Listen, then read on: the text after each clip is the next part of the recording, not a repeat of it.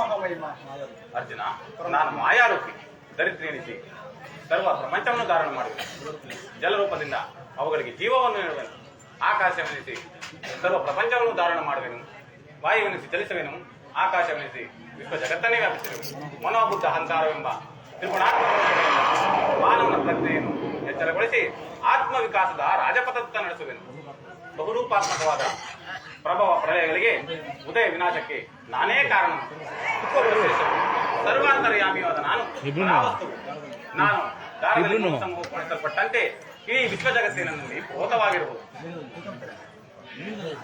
ನಾನು ನೀರಿನಲ್ಲಿ ರಸಾತ್ಮಕನು. ಚಂದ್ರ ಸೂರ್ಯರ ಕಾಂತಿಯು ನನ್ನದು. ವೇದಗಳಲ್ಲಿ ಓಂಕಾರವು ನನ್ನದು. ಮನುಷ್ಯರಲ್ಲಿನ ಪೌರುಷವು ನನ್ನದು. ಸಮಸ್ತ ಭೂತಗಳ ಆದಿ ಕಾರಣವೂ ನಾನು ದೇವತೆಗಳಲ್ಲಿ ಇಂದ್ರನು, ವೇದಗಳಲ್ಲಿ ಸಾಮವು, ರುದ್ರರಲ್ಲಿ ಶಂಕರನು, ಋಷಿಗಳಲ್ಲಿ ಅಗಣ್ಯ, ಅನಂತ, ಅಬೋಧ. ಅದರಲ್ಲೊಂದು ಅಲ್ಪಾಂಶ ಆವರ್ತದಿಂದ ಜಗತ್ತಿನ ಸೃಷ್ಟಿ, ಸ್ಥಿತಿ, ಪ್ರಳಯಗಳೇ ನಡೆಯುವು. ನಿನ್ನ ನುಡಿಗಳಿಂದ ನನ್ನ ಮೋಹವು ನಾಶವಾಯಿತು. ನನ್ನ ಹೃದಯದ ಅಂಧಕಾರವು ಹರಿಯಿತು. ಹೇ ಯೋಗೇಶ್ವರ, ನಿನ್ನ ಈಶ್ವರ ರೂಪವನ್ನು ಧಾರಣ ಮಾಡಿ ನನ್ನನ್ನು ಕೃತಾರ್ಥನನ್ನಾಗಿ ಮಾಡಬೇಕು.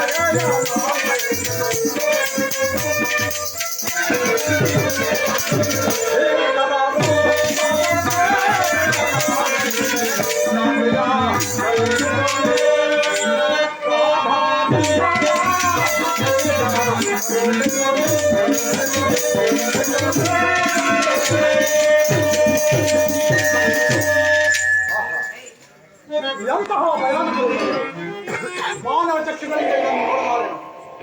ಪ್ರಭು, ಕೈ ಕಾಲುಗಳು ಕಂಪಿಸುತ್ತಿರುವವು, ಸ್ಫೂರ್ತಿ ಇಲ್ಲ. ಹೇ ಕರುಣಾಮಯನೇ, ನಿನ್ನ ಸೌಮ್ಯ ರೂಪವನ್ನು ಧಾರಣ ಮಾಡು. ಭಕ್ತ ಪರಾಧೀನ ಭಕ್ತರ ಹೃದಯದಲ್ಲಿ ಆನಂದ ತರಂಗಗಳನ್ನು ಎಬ್ಬಿಸುವ ನಿನ್ನ ಸುಮಧುರವಾದ ಮಂದಹಾಸವನ್ನು ತೋರಿಸು. ಹೇ ಗೋಪಿಕಾ ವಲ್ಲಭ, ಲಲನ ಚಿತ್ತರಂಜಕವಾದ ನಿನ್ನ ಸುಮಧುರವಾದ ಗಂಭೀರವಾದ ನವೆಲ್ಲಿ ತೋರಿಸು ಪರಮಾತ್ಮ, ತೋರಿಸು.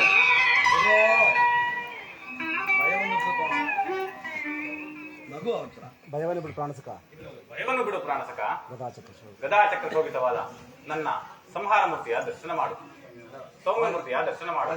ಸಾಗರ ಮಧ್ಯದ ಪ್ರಶಾಂತ ಗಂಭೀರ ಜಲರಾಶಿಯಲ್ಲಿ ನಿಶ್ಚಲವಾಗಿ ನಡೆಯುವ ನಾವೆಯಂತೆ ನಿನ್ನ ಹೃದಯವು ಶಾಂತವಾಗಲಿ.